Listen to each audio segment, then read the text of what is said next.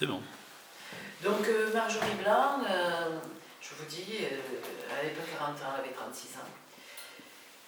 Elle avait fait des études d'histoire et elle n'avait pas réussi le concours du CAPES et de la grec. Elle avait fait un essai de remplacement et ça l'avait dégoûté totalement de l'enseignement. Et puis quelques temps après, elle vient me voir et me dit voilà mon mémoire de master sur les femmes au XIXe siècle, les infanticides, les prostituées, les criminels et tout. Voilà, j'ai tout fait, je l'ai fait éditer, elle l'a édité, et ça a été un succès, la preuve je ne l'ai pas aujourd'hui, j'en ai plus. Voilà. Puis quelques temps après, elle a passé des concours, elle a réussi un concours et elle est devenue un métier tout à fait improbable pour ceux à quoi elle s'était formée. Elle a été nommée d'abord à la centrale de Moulins, là où sont les plus durs des criminels, ceux qui sont pour des peines à perpétuité. Et puis, elle y est restée des années. Et un jour, elle a réussi à avoir sa mutation. Elle qui était née à Nîmes, la ville avec l'accent, elle a été nommée en Arles. En Arles, c'est là qu'on a écrit ensemble Storia Sticada. Donc Joseph a donné les illustrations, moi j'ai mis en page, et puis Marjorie a écrit le texte. Et là, elle s'est révélée poète. Et voici ce qu'elle écrivait. Prends le temps de rêver, ce paysage autour de toi invite au voyage du cœur. Regarde cette lumière. Tant d'artistes célèbres en ont saupoudré leur toile, coloré l'éclat, capté l'éternelle beauté.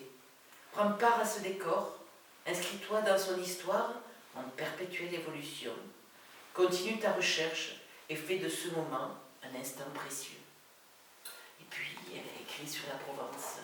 Elle a trouvé l'âme sœur, ils se sont installés, ils rêvaient de fonder une famille. Et puis un jour, là on a eu un grand frisson.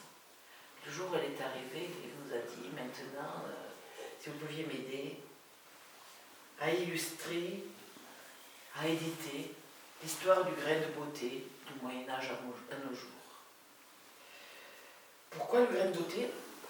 Parce qu'elle l'a mis en sous-titre, c'est la marque du diable.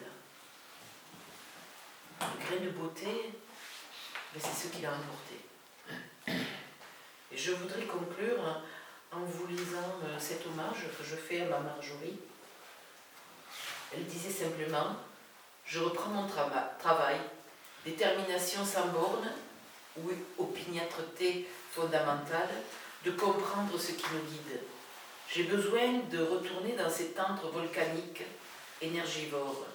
Le pincement qui dépasse de mon vêtement, j'ose dire de mon uniforme, protégeant une cicatrice toute neuve, suscite quelques interrogations. Oui, je me suis pris une balle, comme le font remarquer quelques-uns à leur façon, marquant leur interrogation et tentant l'humour afin d'en savoir davantage. Une balle, c'est exactement ça. Je suis désormais fiché au grand banditisme des cancéreux.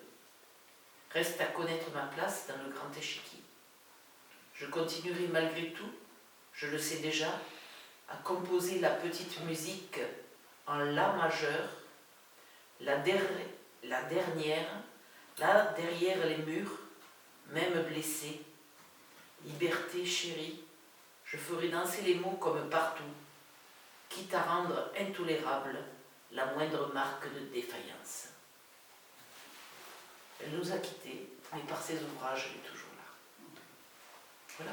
Au revoir.